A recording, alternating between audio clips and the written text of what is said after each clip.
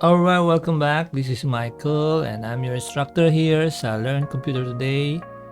At this time ay gusto ko sa inyong i-share ang mga common question ng ating mga students dito sa Learn Computer Today, and I hope makatulong din to sa inyo, no? So ang topic natin ngayon is about time management. Paano natin may ma-manage ang time natin? Especially kung tayo ay nag-aaral pa sa college or high school o kaya nagtatrabaho na tayo, no? So yan yung mga major problems na na-encounter, no, ng ating mga students, and of course tayo na yung iba na gustong maging mag-aral dito sa Learn Computer Today at mag-aral ng coding, programming, web development, and software engineering. Yan yung mostly mga tinatanong, paano isisingit sa oras yung pag-aaral. So I can share with you kung ano yung ginawa ko in the past years, no? Kasi ako din naman ay nag-aral, no? Nag-aaral pa nga hanggang ngayon. Nag-work din kasabay ng pag-aaral. At the same time ay may mga extra activities pa akong ginagawa. So, paano ko yun nagawa? So, i-share ko sa inyo ngayon yung ating topic is time management. So, sige, mag-start na tayo ng ating discussion. So isa sa mga question na-encounter natin, especially doon sa mag-enroll pa lang, no, or gusto may desire na mag-aral, is how can I learn when I am too busy? Paano ako mag-aaral kung sobra akong busy, no? So, gaano ba tayo ka-busy? Kasi minsan kailangan natin i-define yan eh. Ano ba yung pagiging busy natin? Pag sinabi kasi natin busy, maraming dahilan yan, no? Una, siyempre, may work tayo. And or nag-aaral tayo, ano? At pagkatapos natin mag-aral o magtrabaho, so meron pa tayong extra time. So paano ba natin ilalagay 'yon? Paano natin i-manage 'yon, no? For our time management. At kapag sinabi naman natin busy pero wala tayong work or hindi tayo nag-aaral or nasa panahon tayo na wala tayong pasok sa school, so, paano natin dinidefine yung busy na yan? Kasi minsan, pag sinabi nating busy, nagagamit sa ibang bagay pala yung time, no? Katulad sa social media, babad sa Facebook, babad sa YouTube, so babad sa Netflix. So, kailangan ma-identify mo saan ka busy, no? So, to identify the problem, you have to check your daily activities. So, kailangan mo ma-check ano ba yung activities mo araw-araw, no? So, kapag mayroon ka bang free time, saan mo ginagamit yon? So, you have to check your daily activity. So, para magkaroon kayo ng idea sa daily activity, ay tingnan natin tong next slide. So, meron ako dito Monday to Sunday na schedule. So, ito yung mga typical schedule na meron tayo within a week, no? So, kung kayo ay nag-aaral or nagtatrabaho, so kung ang pasok nyo ay alas 8 ng umaga, no, usually 8, hindi to 8 p.m. Sorry 8 a.m. yan. Okay? So edit ko muna para hindi tayo magkalito-lito, no? So 8 a.m. yan to 5 p.m. Usually dyan sa interval na yan, sa mismong time na yan, diyan tayo talaga nag-google ng tinatawag nating talagang busy, no? Diyan tayo talaga busy kung tayo sa work natin ay talagang marami tayong ginagawa, no? So at saka hindi pwedeng umabsent. Ito tama na to. Hindi pwedeng umabsent. So talagang magiging busy tayo from 8 a.m. to 5 p.m. at diyan tayo mag-aaral, mag-work, no? So given na po 'yan. So, just in case, kapag kayo ay walang pasok sa school o kaya ay may holiday, so, siyempre, kailangan nyo rin tingnan saan ang possibility na pwede tayong mag-aral, no? So, okay, so, sa Monday, travel time, 6 p.m. Dun sa travel time, 6 a.m., ito yung papasok ka sa trabaho, ano? Papasok ka sa trabaho, papasok ka sa school, so may travel time ka. Hindi natin alam kung traffic o hindi. So, lagay lang natin for the meantime, 6 a.m. ang yung travel time. Then, work. And then, travel time pa uwi. Of course, let's say 6 p.m. nasa bahay ka na or nasa travel ka pa rin. Then after ng 6 p.m. onwards, yan na yung family time o yung rest time mo, no? Ito, dito ka na nagkakaroon ng time to do your thing. Pwedeng manood ka ng Netflix with family, kakain sa labas with family, or any other activities. Then you go to bed, no? So typical, ito yung araw-araw na ginagawa natin from Monday to Friday. No, ito yon, no? So yan yung pinaka time na yan. And then, dito naman, Saturday, so medyo iba to, lalo na kung kayo ay nag-work sa government o kaya yung inyong work ay Monday to Friday lang. So, iba yung inyong activity pag Saturday. So, 7 a.m., dyan pa lang tayo gigising usually. No, yung iba madaling araw pa rin kasi sanay na sa madaling araw. Then, house activities from time na nag-wake up tayo hanggang 7:30 hanggang 8 ay may mga ginagawa tayo sa bahay. Then, pwede tayong maggala, no? From 8 a.m. to 5 p.m. maggagala or anything na pwede natin gawin related sa school, related sa work. So, dito yung other activities or may pupuntahan kayo with the family or meron kang lakad, no? And then, 6 p.m., ito yung siyempre uuwi ka na from your activity. Then, the same sa gabi, family time, rest time na. O ganun din sa Sunday time, pwedeng pupunta sa church, no? Or pupunta sa kapilya. No, depends sa inyo or sa mosque. It depends kung ano yung inyong activity by Sunday, kung anong araw ang usually yung inyong pinupunta para sa inyong spiritual activities. Okay? So mapansin nyo sa pinakababa ay andito yung ating family time, rest time, no? So, normally, yung ibang nag-aaral, ginagawa nila pag-uwi. Pag-uwi nila sa school, sa sa trabaho, then sa bahay, then bonding sa family with siguro after dinner, yan, nag-aaral na sila dito sa part ng family time then before mag-rest, no? So, wala yung definite time kung anong oras. Dito nila sinisingit yon. No, sa akin, no, sa aking experience, dalawa sa akin. Dito, family time, and then bago gumising, mahirap yun, mag-aaral ka bago gumising.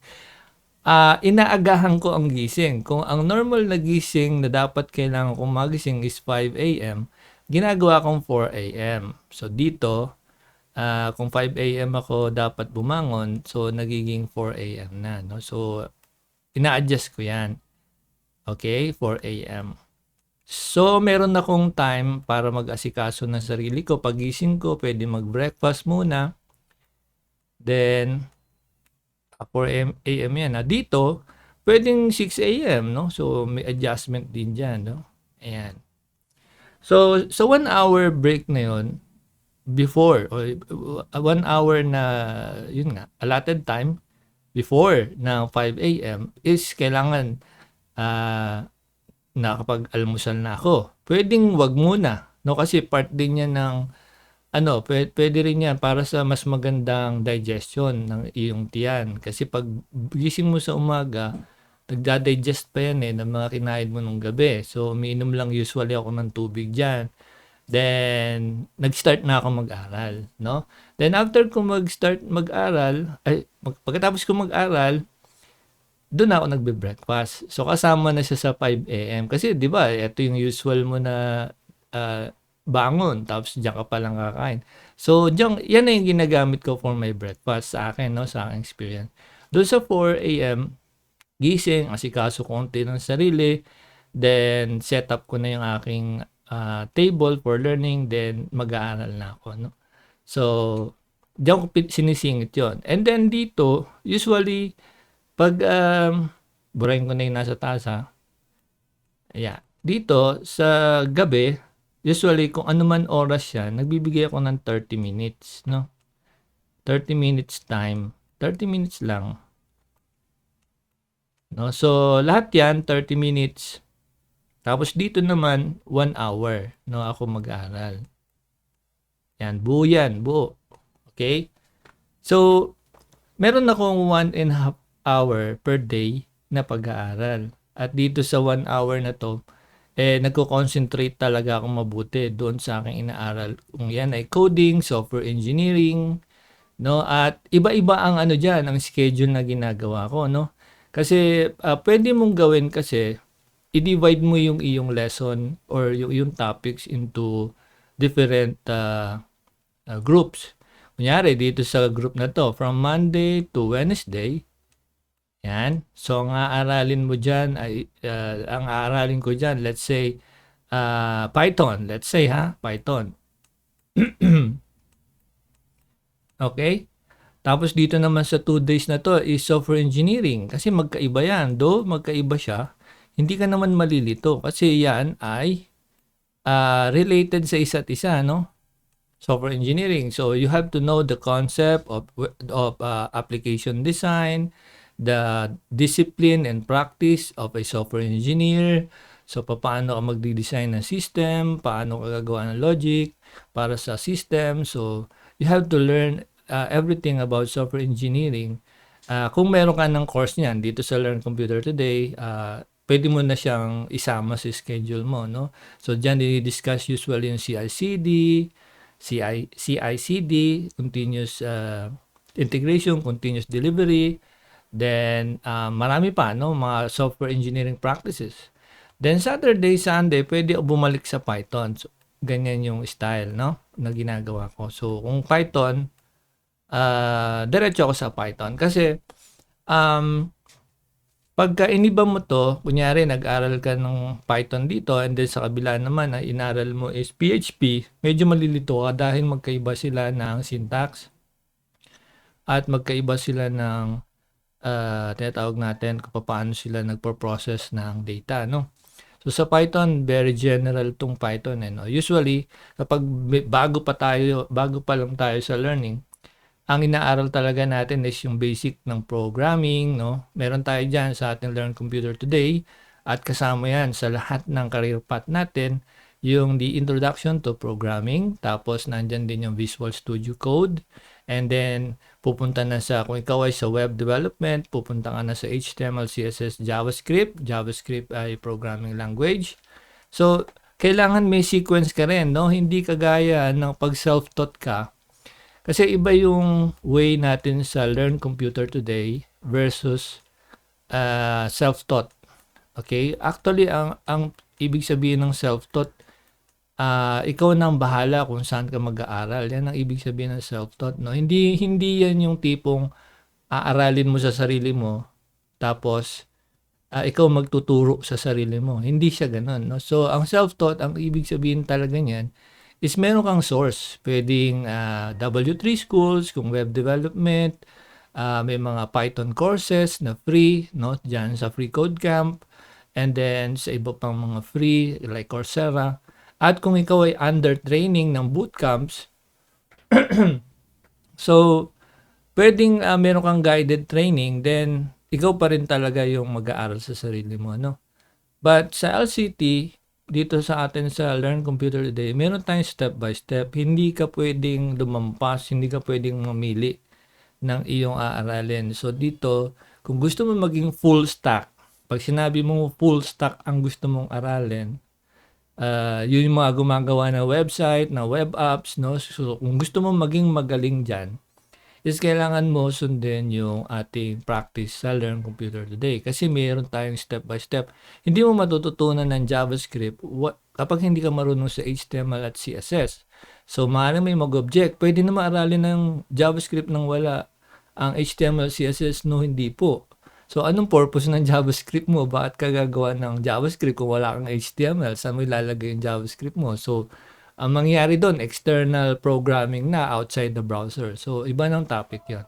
So, you have to take the steps, no, dito sa Learn Computer Today para ma-sure na ikaw talaga ay matututo. No? So, hindi pwede po sa Learn Computer Today, mamimili ka ng course na gusto mo lang aralin, tapos skip mo na iba. So, hindi po. No?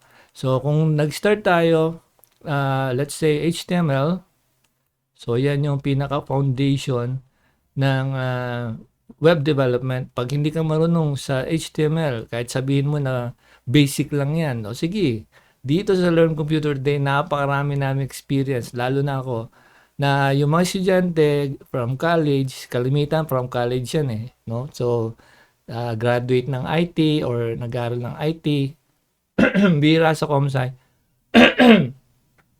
So, ang ano nila, sabi nila, "Eh, alam ko na po ang HTML, puwede bang skip?" Tapos sabi ko, "Sige, prove mo munang kaya mong gawin yang HTML. Take mo yang HTML, kung kaya mo, then mag-proceed ka na sa CSS. Tutal madali lang naman 'yan, eh, 'di ba? So, gawin mo." Ang ginagawa ng iba, ini-skip nila yung topic. Tapos pagdating sa dulo, gumagawa sila ng ChatGPT na ah, produce na HTML. So pagtingin ko, kasi manual testing yan, eh. Tinetesting ko sa ano yan, tinitingnan ko talaga. Pagtingin ko, ChatGPT gumawa, and then hindi siya align dun sa required ng course, bagsak. No, kahit gumagana yung HTML page niya, nakagawa siya ng sarili niyang blog site, maganda yung construction. Siyempre, hindi naman siya gumawa nun, eh. So, anong natutunan niya? Eh, di wala. So, bagsak. Uulitin niya ulit yon. So, magtatanong siya, nagtatanong yung student na, sasabihin, bakit po failed ako? Then, reply ko naman, kasi through yung system natin yan. Meron tayong system. So, nababasa mo yung feedback. No, sasabihin nung estudyante, bakit po ako failed? Sasagot ko, hindi naman ikaw gumawa ng ChatGPT, eh. Sir, ako po gumawa niyan. O, nasunod. Kung ikaw gumawa niyan, dapat nabasa mo yung requirement. May requirement yan. Ano ang gagawin mo? Ano yung bubuin mo? Hindi lang siya basta HTML, no? So, meron instruction diyan ako na gawin mo ito, ganito, ganito. So, instruction yun. Pag hindi mo sinunod yun, at iba ginawa mo, ginawa mo rin, personal, ikaw talaga gumawa nun, pero hindi naka-align sa requirement, bagsak pa rin yun. Ang reason is, kailangan mo makinig sa instruction. At yan yung kailangan sa industry, marunong sumunod. Pag hindi ka marunong sumunod sa client mo, o kaya sa company na required ng mga clients ng company, hindi mo ginagawa yung may sarili kang mundo, tatanggalin ka sa work. At hindi ka tatagal, na siguro mga isang linggo lang or isang buwan, 2 buwan, patitikimin ka lang ng benefits nila, pero pag nakita nila matigas ulo mo, hindi ka nasunod sa instruction, tanggal ka, no? So, kahit na magaling ka, hindi ka mo nasunod sa instruction, tanggal ka. So, we make sure dito sa Learn Computer Today, ginagawa natin yung practice na listening and following instruction. Kasi diyan ka magkakapera. Ano? Sino ba naman tao ang magsasabi na, sino mang kliyente, magbabayad sa'yo, halimbawa, ang asking price mo is 70K o 100K o 120K. So, sweldohan ka ng client. And then, may sasabihin sa'yo, please, dagdagan mo nito, gawin mo itong part na to, ganito, ganito ang design, ganito ang gusto ko. Tapos, iba ginawa mo, sino matutuwa nun? So, wala. Tanggal ka agad. Sayang yung papasweldo sa'yo, hindi ka mo nakikinig. So, yan yung isa sa mga reason bakit mabilis mawalan ng trabaho yung mga web developer, software developer, kaka-apply pa lang, natanggap, sumweldo lang ng 3 sweldo o 1 sweldo, 2, nagre-resign na siya. Kasi nag-aaway na sila nung client or company, nag-aaway na sila kasi hindi niya ginagawa yung gusto ng company. No? So, based on experience din yan, may naging kasama akong ganyan. So, ang naging resort niya is mag-resign na lang. Tapos, puro negative ang sinabi niya sa company. Ang company daw, ganito, ganyan, ganon. Eto namang company, nakita ko naman ng feedback is hindi siya talaga nasunod sa instruction. So, hindi siya kailangan ng company, no? So, ganun kabilis. No, kahit magaling ka, ayaw mo gawin yung instruction, tanggal ka. Well, ang reason pala kung bakit, bago ko makalimutan, bakit hindi niya nagagawa ng yung gusto ng company is because hindi niya alam gawin. Nagbabase lang siya usually sa mga template at saka dun sa mga kaya niyang gawin na nabubuo naman niya. Pero pag sinabing i-customize mo to, baguhin mo to, hindi niya kayang gawin kasi gumagamit lang siya pala ng framework. No? So, kapag nalimitihan yung iyong skills sa framework, kung ano mang ginagamit mo, kunyari React ka lang or sabihin na natin Vue.js kung ano mang ginagamit mo tapos dun ka lang magaling. So, may pinagbago sa'yo. Tapos, ang system ay iba. So, hindi mo kayang gawin. So, patay ka, no? Alright, so, dito ako usually nagdadagdag ng, nag-insert ng oras before 5 a.m. And then dito, bago mag-rest, no, nasa middle. So, at least 30 minutes lang dito sa time na to. Kasi alam, sa ganyang gabi, pagod na ako niyan eh. So, pag kung saan galing ka ng work or nag-aaral ka, ah, pagod ka na, so, wala kang masyadong ma-absorb sa gabi, no? Kaya 30 minutes lang para tingnan mo kung kaya pa ng utak mo. Pag hindi na, di sa morning na, no, early morning. Dito na ako nag-aaral. So, best para sa akin, kasi itong time na to, no, before 5 a.m., napakahalaga niyan. Kasi, fresh pa yung utak mo. Pag gising mo, wala kang naiisip na kahit na anong problema, walang stress. Pag gising mo, isipin mo agad, mag-aaral ako, no? Huwag mo muna isipin yung ibang bagay. Mag-aaral mo na ngayon. So, I will stay for at least 30 minutes. Kung hindi nyo kaya ng 1 hour, okay lang 30 minutes. Kasi sa 30 minutes, dito sa Learn Computer Today, meron na naman tayong mga allotted time dyan. Minsan, meron tayong topic na 10 minutes lang each. So, makakatatlong topic ka nun. And then, kung medyo mahaba, 30 minutes ang isa. So, pwedeng isa lang, no?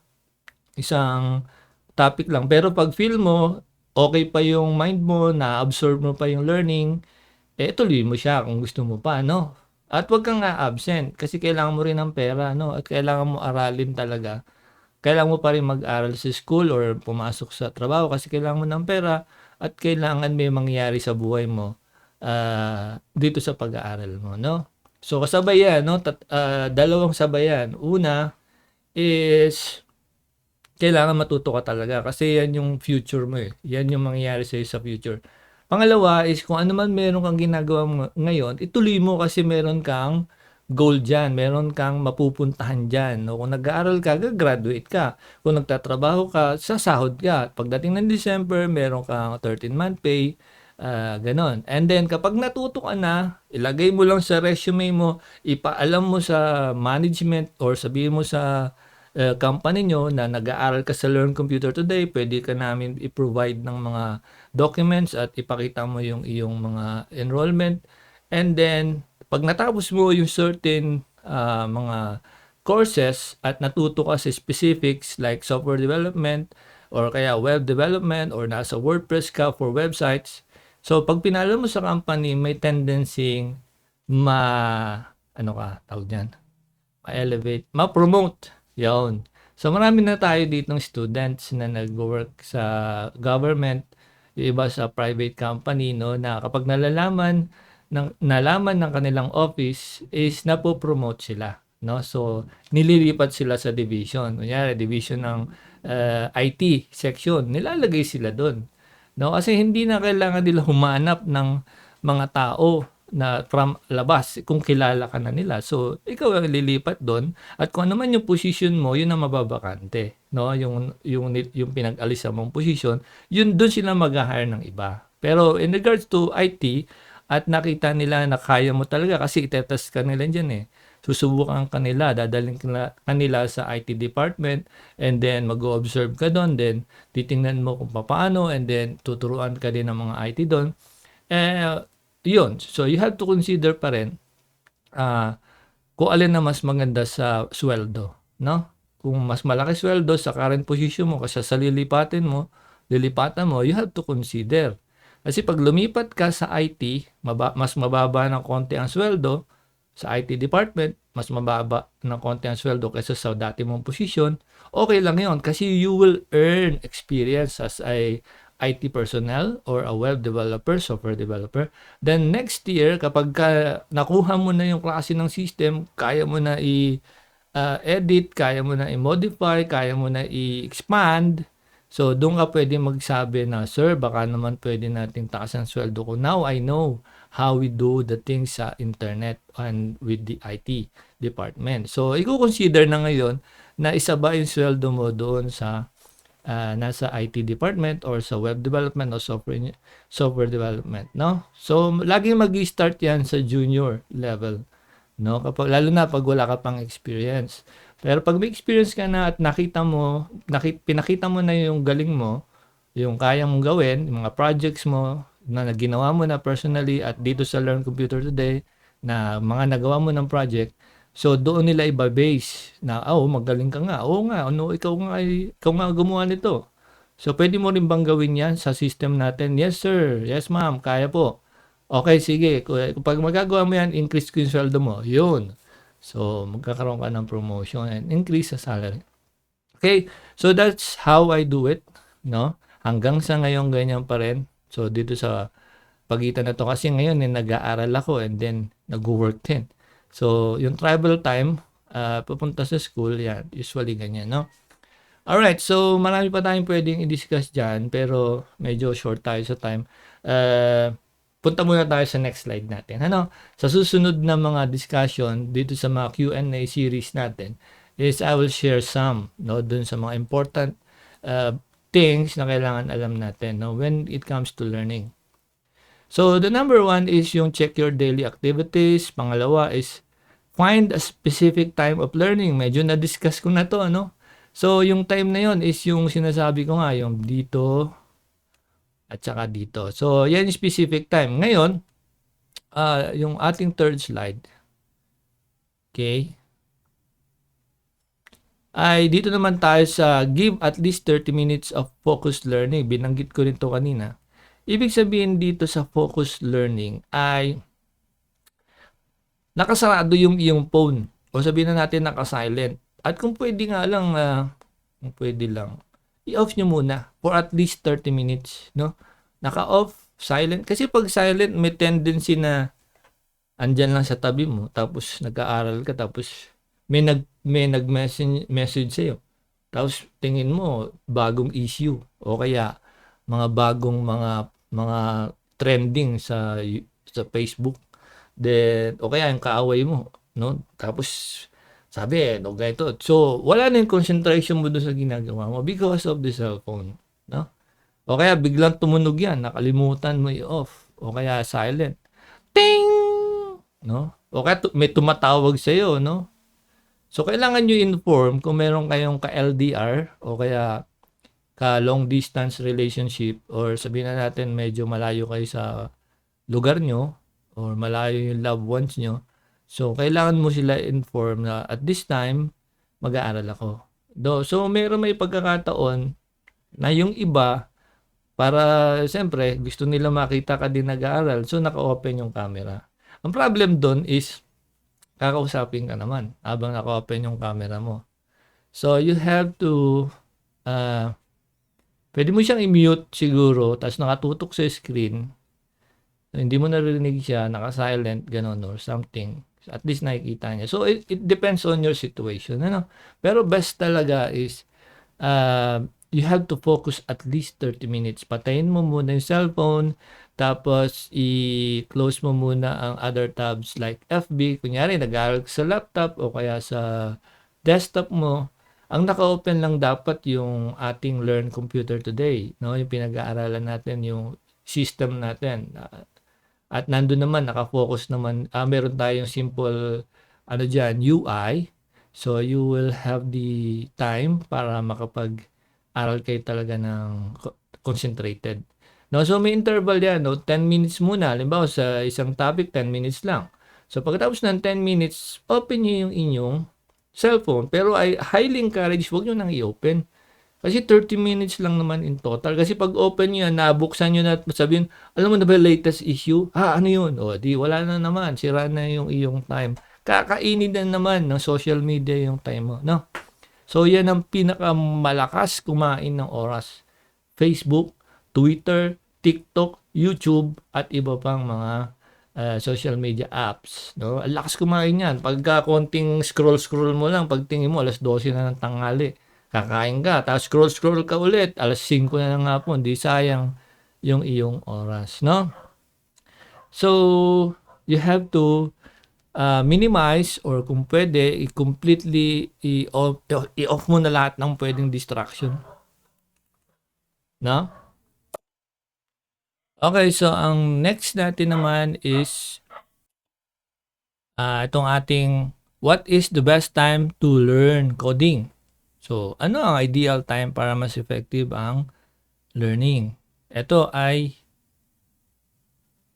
teka, ba't ganun? Oh, ito nga yung pinag-usapan natin, no? Medyo nalito lang ako kasi meron lang maingay, no? Na-distract na naman ako. So, yan yung isang example kapag medyo maingay yung iyong environment, kung tabi-tabi kayo ng kwarto, so kapag siyempre gising ang mga tao, tsaka yung mga alagang hayop like aso, no, medyo maingay yan at maririnig nyo nga sa background ko maingay, no? So, yan yung isa sa mga distraction na possible na ma-experience nyo during your learning at hindi kayo makakonsentrate because of the ingay of mga tao. So, the best time is, of course, the early morning. Yan yung sinabi ko kanina, no? Because less noise. Konti lang ang ingay. Kung kayo ay nasa tabing daan, so maririnig yung ingay ay itong mga sasakyan. No, yes, pwede kayong gumamit ng headphones. Okay? Headphones, headset, no, yung mga Bluetooth na earphones or earphones, pwede para talaga makakonsentrate kayo, no? Lalo na yung naka-close na ganyan, yung headset. Pagka ang ginamit nyo yung headset, medyo mami-minimize talaga yung ingay. Pero mas best kung ito ay gagawin nyo early in the morning, no? Yung madaling araw. At dahil, siyempre, yung mga tao, ano pa yan tulog pa sila no? Kung kayo ay utusan sa bahay, kunyari estudyante pa kayo o kayo ay mister, no? O asawa, so o partner, siyempre usually pag nag-aaral ka tapos open space, pwede kahit sino lumapit, anak mo, kung sino man, tapos bigla kang kakalabitin, sabihin sa'yo, dad, ganyan, mama, papa, ganyan. So mawala yung concentration, no? So, siyempre, tapos o kaya sisigaw ang mama mo. Sabihin sa'yo, Tulume! O sabihin sa'yo, Juan! O ano man pangalan. Sabihin, bumili ka muna ng mantika, mamaya niyan. O puro ka cellphone, puro ka computer, puro ka games. No?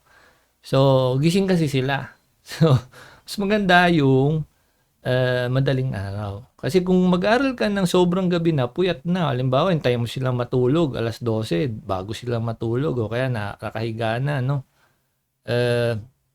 Pagod ka na doon. No? At ikaw din naantukin na. So, best is early in the morning para talaga fresh pa yung iyong mind at saka konti lang ingay, walang kakalabit sa'yo, madidistract ka. At tulog din yung mga katsismisan, kung meron kang mga katsismisan, tulog pa yon at silent pa ang iyong messenger. Okay, so the next one is itong ating when you are just wasting your time, no? So, isa pang ideal time o best time para mag-aral ka aside from early in the morning at saka evening, kung kailan kang walang ginagawa. No? Kunyari, wala kang ginagawa ngayon, halimbawa, or sabihin na natin, mamaya, wala kang gagawin. Yan ang best time to learn. No? Kasi, dyan, mag-uubos ka ng oras That's why we call it wasting your time wasting our time. So, yung pag-waste natin ng time, normally, ginugugol natin yan sa Facebook, scroll ng scroll, comment, debate, no? Debate tayo dyan, politics, no? Religion, o kahit na ano, no? So, based on my experience, no? Dati kasi, debatista din ako dyan sa Facebook. Nababanggit ko nga sa ibang videos natin sa Learn Computer Today at sa YouTube na channel natin. Dahil sa politics and religion, wala naman akong ginagawa. Dati, hindi ngayon. Di nakikipagdebate na lang ako. So, pagtingin ko hapon na, no? So, ubos na yung oras. So, I encourage you na huwag nyo nang gawin kasi masasayang ang oras nyo. Yung mga kausap nyo sa debate, wala ring ginagawa yan. That's the reason bilis mag-reply, may panahon mag-reply. So, hindi naman siya pagalingan ng arguments, hindi rin siya pagalingan ng logic. Kaya ka nga magagalit kasi wala logic yung kausap mo O, diba? So, sayang oras mo. So, to enhance your logic and critical thinking, you have to learn new things. Kailangan mag-aral ka ng mga bagong bagay, no? At sa pamamagitan niyan, may enhance niyan yung iyong yung thinking ability mo, no? Yung analysis, critical thinking, logical thinking, no? So ma-enhance lalo. Lalo na when you are learning coding, logical programming, object-oriented programming, marami kasi yan, ano? So applicable yan sa software development, full stack, and then sa WordPress medyo hindi na kasi ang WordPress ay CMS. So I highly encourage you to learn then coding. But sa WordPress natin, kung kayo ay enrolled na sa WordPress or planning to enroll, meron din tayong coding diyan, no? Sa WordPress. Magko-code din kayo diyan. No, so instead of wasting your time scrolling up and down, commenting, debating sa internet, tigilan nyo na, no? Best is maganda para mas maging para productive yung maghapon, mag-aral, no? Hanggang sasawa ka na mag-aral, no? Of course, bago ko makalimutan, ha, ang sabi ko minimum, ha, 30 minutes lang per day. Pero ang maximum, yan ang tanong. So, ang maximum is depende sa kaya ng iyong mind, ng iyong utak, no? Kasi meron tayong estudyante, nag-aaral sila buong maghapon, tapos sunod-sunod, araw-araw nag-aaral sila, kaya nila, no? Nagagawa nila yung project, nasusolve nila yung mga problems, kaya nila. Pero meron din tayong students na nababurn out agad. No, nag-aaral maghapon, tapos hindi ma-solve yung problem sa code, or hindi magawa ng tama yung project, nag-give up na, tapos titigilan nila ng ilang araw, papahinga sila ng isang linggo, saka babalik. Well, hindi magandang practice yun kasi mag-uubos ka rin ng oras eh. Saan mo gagamitin yung extra time mo, di ba? So sa ibang bagay kasi na-burnout ka. Well, ang reason kasi dyan is tinodo mo yung kakayahan mo to think, no, and ma-retain yung natutunan mo. Mabu-burnout ka talaga. So that's why ang aking suggestion is 4 hours per day. At may interval yan, ha? Pagkatapos mo ng isang oras, siyempre gagawa kayo ng notes, ha? Importante yan. Per topic, kung pwede, gumawa kayo ng notes ninyo, kung anong rank yon, kung anong topic, ilagay nyo title, then ilagay nyo dun yung mga natutunan nyo. So, ilagay nyo sa notes, kung pwede, pasulat, o kung pwede, nakatype, no? And then, kasi ang maganda sa nakatype, or sabihin na natin, nakalagay sa notepad, no, notepad, nag-open kayo ng notepad or Word, nakalagay doon yung inyong natutunan, no. Pwede niyo siya i-print, then kapag kayo ay nasa biyahe, basahin niyo lang, o kaya nasa CR kayo, nakaupo kayo sa trono, open niyo lang yung notes niyon, no, and then ito yung inaral ko, oh. Kasi mas madali niyo ma-review, no, kaysa doon sa halimbawa nanonood lang kayo ng video or ng lecture, then tapos na, wala kayong ginawa, no? Pagka lipat nyo sa susunod na lecture, parang hindi nyo na-gets yung, teka, ano to, diniscuss ba to? O, nalampasan mo na. So, kung may reviewer ka, before you start the new topic, is-review mo muna ano yung inaral. Ano ba yung inaral ko last time? Okay, oo nga, ito nga pala yun. So, pwede nyo gawin para mas mabilis, screenshot nyo na lang, no? Screenshot nyo, tapos pagka kayo nasa biyahe, scroll nyo lang, o kung kaya nyo i-type, no, mas maganda i-print ninyo, no, para meron kayong paper, no, kasi kapag nasa cellphone, siyempre may tutunog na naman diyan. Kunyari concentrate kayo mag-aral, tas biglang tutunog yung message nyo, ting, o edi pupunta naman kayo sa Messenger, so may iwanan yung aral nyo, no. So it's up to you how you are going to do it. It depends on the situation at kung ano man ang gusto nyong mangyari. But ang aking suggestion is 4 hours per day, tapos may intervals, no? Kung kaya nyo ng 8 hours, gusto nyo ng 8 hours, be aware lang na yung utak nyo mapapagod yan, no?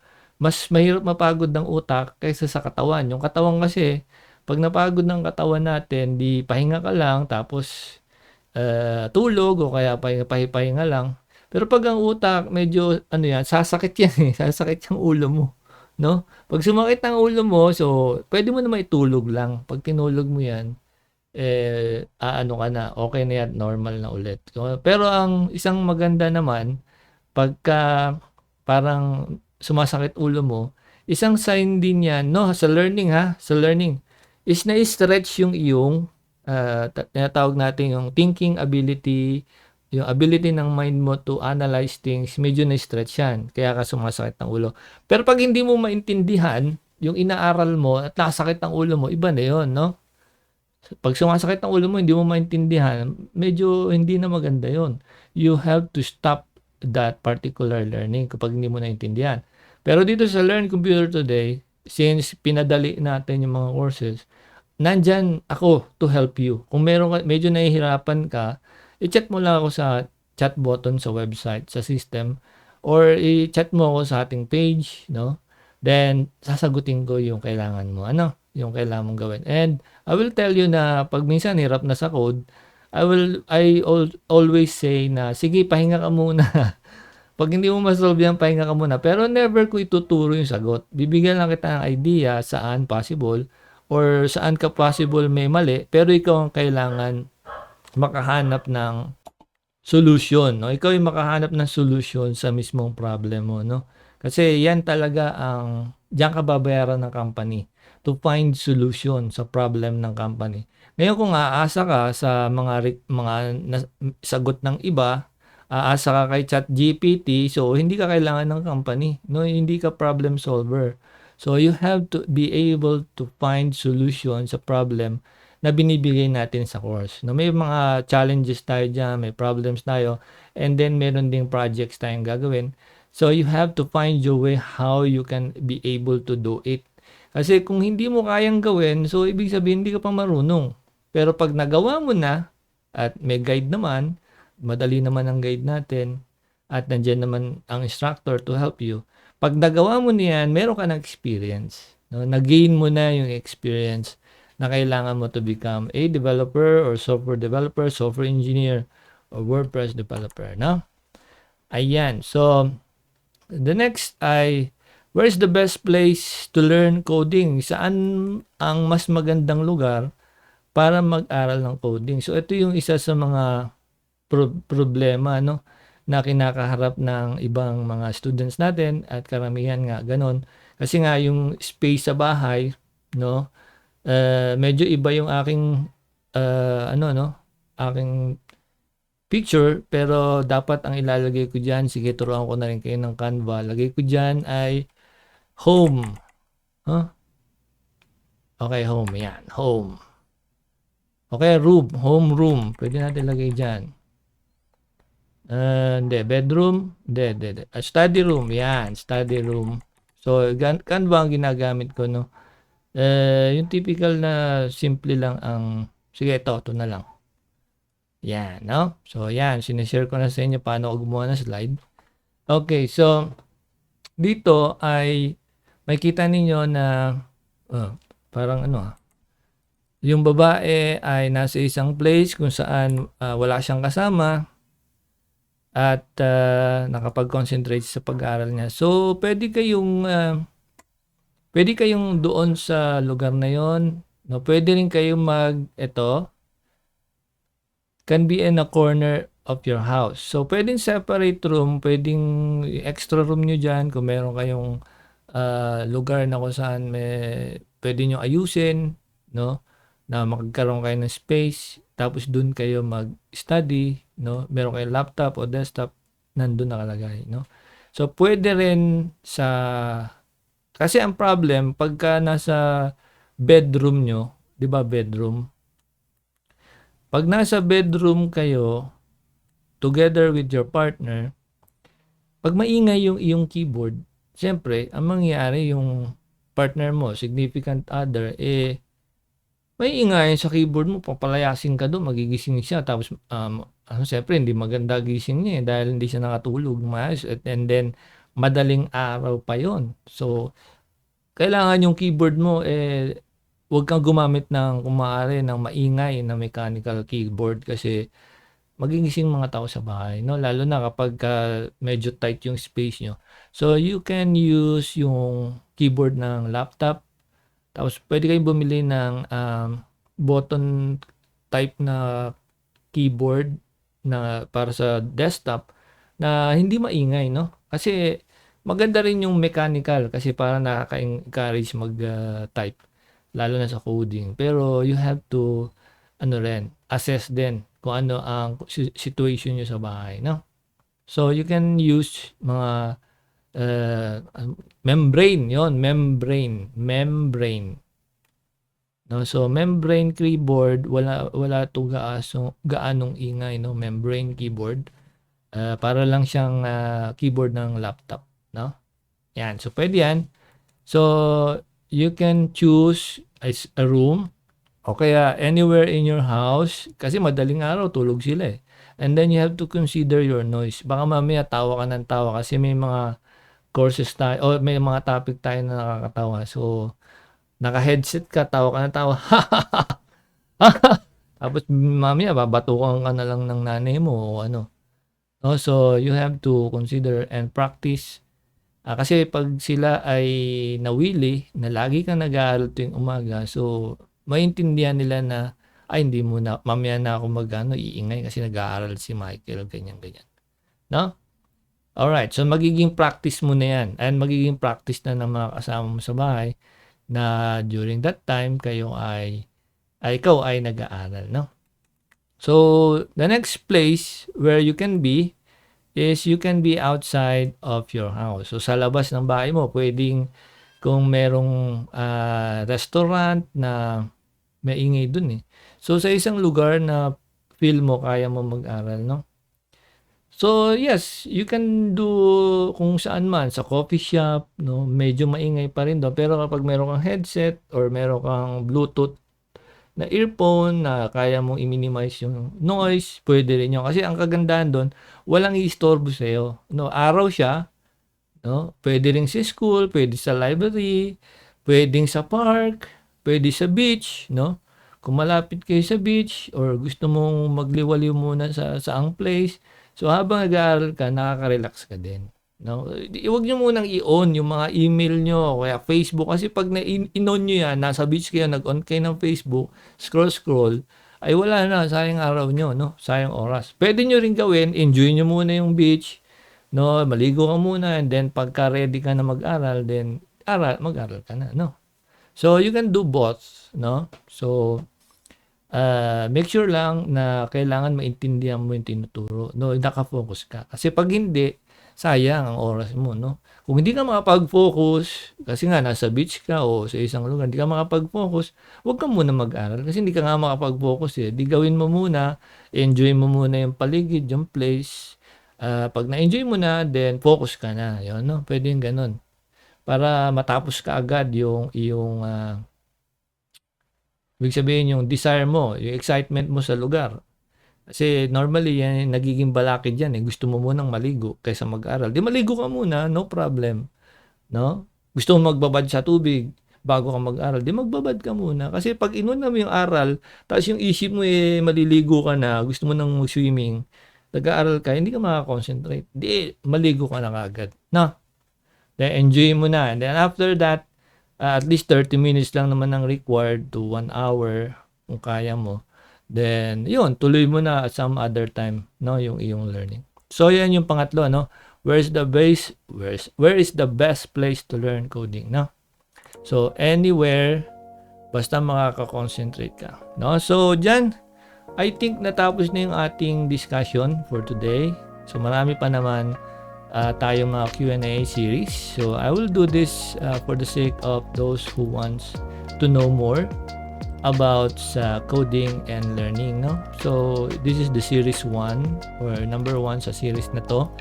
So meron pa tayong number 2 and then kung may question kayo, pwede nyo kung ito ay napanood nyo sa YouTube o sa Facebook, so pwede kayong mag-comment sa baba, no, ng inyong itong video. And if you want to know and to learn more, pwede kayong mag-subscribe and then paki-like or follow na rin tong ating page, no? Kasi ang goal ng Learning Computer Today is to give training to all who desires to learn, no? To all who desire to learn, yan po ang goal ng Learning Computer Today. So take note, hindi natin to ginagawa for the blogs, no? As you can see, so konti lang ang viewers natin and hindi natin hahaluan ng entertainment, no? At yan ay hindi goal ng Learn Computer Today.